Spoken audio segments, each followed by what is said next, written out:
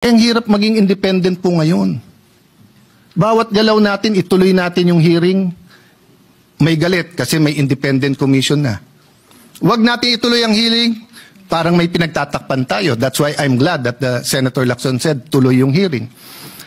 Let's focus, may mastermind dito.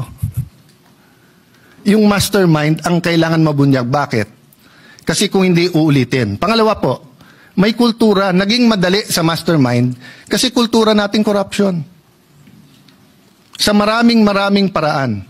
So, Mr. President, I beg to disagree that hindi nasunod ang rules. But we're starting out.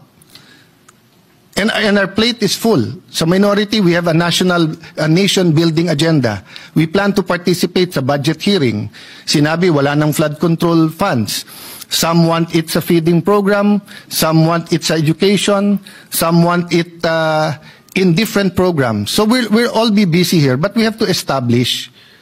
So what do we do now? I do not know the pleasure of Senator Jinggoy or the pleasure of the chairman of the Blue Ribbon Committee kung siya hold. But as of now, hindi natin i-reverse ang plenary sa Pasay City Jail. If you ask me to vote, ako gusto ko dito. Kasi hindi naman penalty ang contempt in the sense na gano'n, no? But Mr. President, hindi naman pwedeng magbobotohan tayo dito sa plenary tapos i-reverse ng kung sino man.